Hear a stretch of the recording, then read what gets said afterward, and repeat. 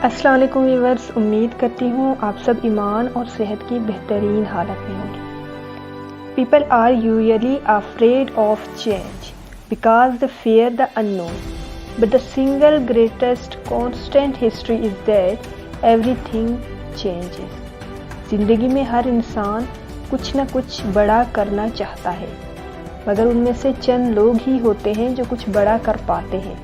किसी को एग्ज़ाम देने से डर लगता है तो किसी को इंटरव्यू देने से डर लगता है और किसी को मौत से डर लगता है। इन शॉर्ट, हम सबको चेंज से डर लगता है और इस बात से डर लगता है कि अगर हम ये काम करेंगे तो लोग क्या कहेंगे कि अरे बहन, कहाँ वक्त ज़ाया कर रही हो, कोई ढंग का काम करो। या फिर हम उस काम के नताइज यानी कॉन्सिक्वेंसेस से डरते हैं। हम अपने दिमाग में ही हर काम का एक रिज़ल्ट बनाकर रख लेते हैं और फिर हम तब तक डरते रहते हैं जब तक उस काम का रिज़ल्ट सामने ना आ जाए। मेरी क्लास फेलो थी। जब मैं एमफिल कर रही थी तो हमारे फाइनल के एग्ज़ाम हुए, तो मेरी क्लास फेलो का एक टेक्स्ट आया कि यार, मेरे रिसर्च का पेपर बहुत बुरा हुआ, तो क्या तुम मुझे बता सकती हो कि रीअपेयर होने की फ़ीस कितनी होगी। तो मेरी क्लास फेलो का ज़िंदगी को लेकर एक्सपीरियंस मुझसे ज़्यादा था और उसके बच्चे ए लेवल और ओ लेवल में पढ़ रहे हैं, तो इस टाइम अगर मैं एक्सपेक्ट करूं तो इस स्टेज पर उसके अंदर कोई खौफ नहीं होना चाहिए, लेकिन फिर भी उसे एग्ज़ाम फोबिया था। तो मैंने पूछा, ऐसे क्यों बोल रही हो, इतना तो लिखा होगा ना कि आपका पेपर पास हो जाए। तो उसने कहा, नहीं, बहुत बड़ा पेपर, मतलब बहुत बुरा पेपर हुआ मेरा। तो फिर मैंने पूछा कि कितने क्वेश्चंस किए। शॉर्ट क्वेश्चन में 7 क्वेश्चन थे, उनमें से 6 करने थे, तो उसने शॉर्ट पूरे अटैम्प्ट किए थे और लॉन्ग में से 5 क्वेश्चन थे और 5 में से उसने 4 अटैम्प्ट करने थे, तो उसने 2.5 अटैम्प्ट किए थे। तो मैंने कहा, फिर तो आप पास हो, फिर किस बात की टेंशन ले रही हो। उसने फिर कहा कि नहीं यार, मेरा बहुत बुरा पेपर हुआ। तो फिर मैंने कहा, ठीक है, तुम्हारी बात ठीक है, मैं मान लेती हूँ कि तुम्हारा पेपर बहुत बुरा हुआ। तुम तब तक तो एंजॉय करो और वेट करो जब तक तुम्हारा रिज़ल्ट ना आ जाए, और जब रिज़ल्ट आ जाएगा और देखेंगे कि अगर तुम्हारे ग्रेड्स कम हुए तो फिर हम रीअपेयर के बारे में सोचेंगे और फीस का भी पता कर लेंगे, और अगर तुम्हारे ग्रेड्स अच्छे हुए तो फिर तो एंजॉय करना। रिज़ल्ट से पहले इतना भयानक क्यों सोच रही हो, और जब रिज़ल्ट आया तो वो पेपर क्लियर कर चुकी थी। तो किसी भी काम को लेकर या किसी भी काम के नताइज या रिज़ल्ट को लेकर डरते रहना, मुसलसल एक किस्म के खौफ में रहना, मनफी सोचते रहना, अब उसकी वजह से जो अच्छे मोमेंट्स भी हमारी लाइफ में आ रहे होते हैं ना, हम उन मोमेंट्स को भी एंजॉय नहीं कर पाते, बस उसी डर में जीते हैं।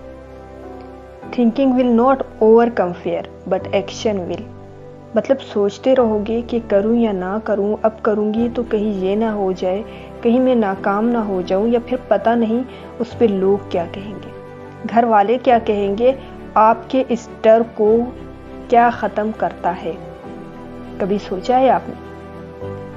आपको जब किसी भी काम से डर लगता है ना, तो उस डर को आपका एक्शन ख़त्म करता है। वो काम जो आप करना चाहते हैं वो कर गुजरना आपके खौफ को ख़त्म करता है, क्योंकि जब आप उस अमल से गुजरते हो तो 2 काम होते हैं, या तो आप सक्सेसफुल हो जाते हो या फिर आप बहुत कुछ सीखते हो। देखिए, हमारे यहाँ फेल होने की डेफिनेशन ही गलत है। फेल वो होता है जो किसी भी काम को शुरू ही नहीं करता या फिर मैदान में उतरता ही नहीं है। अब जो मैदान में उतरता है या तो वो कामयाब हो जाता है, इन अदर केस वो कामयाब नहीं भी हो तो वो एटलीस्ट बहुत कुछ जान लेता है या सीख लेता है, या किसी भी चीज़ को लेकर उसकी एक अच्छी अंडरस्टैंडिंग डेवलप हो जाती है कि जो गोल, जो टारगेट उसने सेट किया था वो कौन सी गलती की वजह से अचीव नहीं कर सका। अब सेकंड टाइम वो सेम मिस्टेक नहीं करेगा। Fear is a path to the dark side, fear leads to anger, anger leads to hate, hate leads to suffering. ज़िंदगी में हमेशा नाकाम होने का खौफ इंसान को अंधेरों में लेकर जाता है, क्योंकि वो अपने खौफ की वजह से ज़िंदगी के हर लेवल पर नाकाम हो जाता है। गुस्से की वजह से इंसान हमेशा परेशान रहता है और गुस्से में ही रहता है, और उसे लगता है कि वो अपने इर्द गिर्द के लोगों की वजह से नाकाम हुआ है। और ये चीज़ इंसान में शदीद गुस्सा और नफ़रत भर देती है, और इसी नफ़रत की वजह से वो आगे जाकर बहुत ज़्यादा मुश्किलात से दो चार हो जाता है, क्योंकि इंसान के लिए एक सोशल गैदरिंग और सोशल सर्कल ज़रूरी होता है, जिसे वो खुद अपने खौफ, नफ़रत और गुस्से में आकर ख़त्म कर देता है। ओबियसली अगर आप हर वक्त किसी के लिए दिल में नफ़रत रखोगे, किसी से गुस्से में बात करोगे, तो आहिस्ता आहिस्ता वो लोग आपसे दूर होते चले जाएंगे। इसलिए एक अल्लाह से डरने का मतलब बाकी सारे डर आपके दिल से निकल गए। अब यहाँ पर एक और बात भी समझनी है कि अगर आप कुछ अच्छा करना चाहते हैं और कुछ ऐसा करना चाहते हो जिससे आपको फ़ायदा हो लेकिन किसी दूसरे को नुकसान ना हो, आपसे किसी दूसरे इंसान को फ़ायदा हो तो अच्छी बात है, लेकिन अगर फ़ायदा नहीं हो रहा तो नुकसान भी नहीं होना चाहिए। कहते हैं कि अच्छी किस्मत का ताल्लुक अच्छी नीयत से होता है। आप जितना प्योर और मुखलिस होकर अपनी मंजिल की तरफ चलोगे, सक्सेसफुल होने के चांसेस उतने ज़्यादा हो जाएंगे। अब यहाँ पर दूसरी बात आती है कि लोग क्या कहेंगे, पता नहीं मैं कर पाऊँगी कि नहीं, ऐसी थॉट्स आती हैं इंसान के माइंड में। एक बात हमेशा याद रखना कि आपने सिर्फ सही डायरेक्शन में मेहनत करनी है। लोग क्या कहेंगे, कामयाबी मिलेगी या नहीं मिलेगी, फाइनल कॉन्सिक्वेंसेस क्या होंगे, वो सब भूल जाओ। हाँ, एस्टिमेटेड कॉन्सिक्वेंसेस अच्छे होने चाहिए, मगर एक्चुअल कॉन्सिक्वेंसेस क्या होंगे वो तो at the end of the journey ही आपको पता चलेगा ना। एंड ट्रस्ट मी, आप अगर एस्टिमेटेड रिजल्ट तक ना भी पहुंच सके तो उसके अराउंड और नियर तो ज़रूर पहुंच जाओगे। और सबसे बड़ी चीज़ जो आप यहाँ पर सीखोगे, and what is that, to overcome your fear, अपने खौफ पर काबू पाना।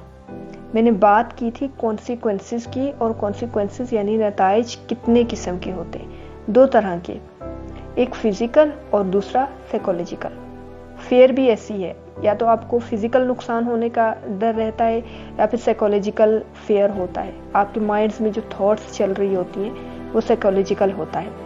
कुछ एग्जांपल्स दूंगी इसके लिए। फिजिकल फेयर को ओवरकम करने के लिए या फिजिकल नुकसान को ओवरकम करने के लिए आपने चीज़ों को प्लान करना है, रिसर्च करना है और स्टडी करना है। कोई भी चीज़, जो कोई भी काम आप कर रहे हैं उससे रिलेटेड पहले आप रिसर्च कर लें, स्टडी करें उसको लेकर, फिर उनको प्लान करें या ऑर्गेनाइज करें कि आपने काम कैसे करना है। जैसे अगर कोई काम आप कर रहे हो और आपको डर लग रहा है कि ये देखो कि किस वजह से डर लग रहा है, दैट इज़ फिजिकल या फिर साइकोलॉजिकल फियर।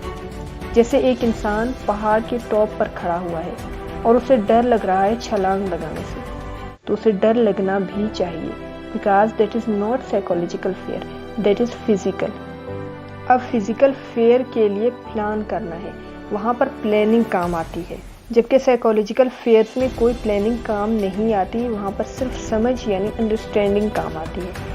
जैसे मैंने शुरू में फेयर्स की कुछ एग्जांपल्स दी थी, जिसमें मैंने एक ये एग्जांपल दी थी कि पब्लिक स्पीकिंग से लोग डरते हैं। ये साइकोलॉजिकल फेयर है, क्योंकि अगर आप पब्लिक में आकर कुछ नॉर्मल बात करोगे या फिर लॉजिकल बात करोगे तो कोई आपको पकड़कर मारेगा तो नहीं ना। हाँ, अगर पब्लिक में आकर आप अब्यूज़ करोगे तो फिर तो मार पड़ने के चांसेस हैं। तो सेकंड चीज़ क्या हुई, सिलेक्शन ऑफ वर्ड्स, और इसके साथ साथ कम्युनिकेशन स्किल्स, और ये वक्त के साथ साथ डेवलप हो जाती हैं। मगर शर्त यह है कि हार ना मानो। अब पहाड़ से छलांग लगाना फिजिकल फेयर है और पब्लिक स्पीकिंग साइकोलॉजिकल फेयर है। तो अब अगर आप कोई काम कर रहे हो और आपको वो काम करने से डर लग रहा है, क्यों डर लग रहा है ये फिगर आउट करो। अगर आप इसलिए डर रहे हो कि लोग क्या कहेंगे, मेरे घर वाले क्या कहेंगे, या फिर किसी को बुरा ना लग जाए, या फिर इसलिए डर लग रहा है कि मैंने 5 से 6 साल मेहनत की है और बहुत सारा पैसा इकट्ठा किया है और अब मैं उस पैसे को कहीं इन्वेस्ट करना चाहती हूँ, लेकिन मैं डर रही हूँ कि कहीं मुझे नुकसान ना हो जाए, या मेरा पैसा ज़ाया ना हो जाए, या मेरा पैसा डूब ना जाए। तो ये एक फिजिकल फेयर है और ये डर होना भी चाहिए, क्योंकि जिसको ये डर नहीं होता वो सड़क पर आ जाता है, बर्बाद होने में सिर्फ 2 मिनट लगते हैं। तो बस ये 2 तरह के ही फेयर होते हैं, एक फिजिकल और एक साइकोलॉजिकल। फिजिकल में अगर आप कहीं प्लानिंग कर रहे हो या फिर आप कहीं इन्वेस्ट करना चाहते हो, कोई बिजनेस करना चाहते हो तो इसमें आपने प्लानिंग करनी है, लर्निंग होता है, इसमें नॉलेज होती है, अंडरस्टैंडिंग आपकी होनी चाहिए उस एक्टिविटी को लेकर। लेकिन साइकोलॉजिकल ये है कि अगर आपके माइंड में है कि लोग क्या कहेंगे, मैं कर पाऊंगी या नहीं कर पाऊंगी, मुझसे होगा या नहीं होगा, और अगर मैं फेल हो गई तो क्या होगा, तो पहले फेल होकर देख लें कि क्या होता है। तो फिजिकल फेयर में आपने सिर्फ एक्ट करना होता है, उस रास्ते से सिर्फ गुजरना होता है, ठीक है। जबकि फिजिकल फेयर में आपने अंडरस्टैंडिंग डेवलप करनी होती है उन चीज़ों को लेकर, और साइकोलॉजिकल फेयर में आपने सिर्फ एक्ट करना है, एक प्रोसेस से गुजरना है। और जब आप एक्ट करोगे तो आप देखोगे कि इसमें तो डरने वाली कोई बात ही नहीं है। सपोज़ आपको पब्लिक स्पीकिंग से डर लगता है, तो आप पब्लिक में 1-2 दिन जाकर बोलें तो आपको 1 हफ्ते में ही समझ आ जाएगी कि ये तो बहुत आसान काम है, आप इंजॉय करने लगोगे उस चीज़ को। बात को मुख्तसर करूँगी कि कोई भी चीज़ या काम जब तक आपने नहीं सीखी हुई होती या फिर एक्ट नहीं की होती, तब तक इंसान को उससे डर लगता है। लेकिन जैसे ही एक चीज़ या काम या एक प्रोसेस को लेकर इंसान की अंडरस्टैंडिंग डेवलप हो जाती है, तब इंसान के अंदर का खौफ ख़त्म हो जाता है। व्यूअर्स, चैनल को लाइक, शेयर और सब्सक्राइब कर दें और नोटिफिकेशन बेल को दबाना ना भूलें। खुश रहें और खुशियाँ बांटें। अपने लिए भी दुआ करें और हमें भी अपनी दुआओं में याद रखें। क्या पता कब कहाँ किसकी दुआ कबूल हो जाए।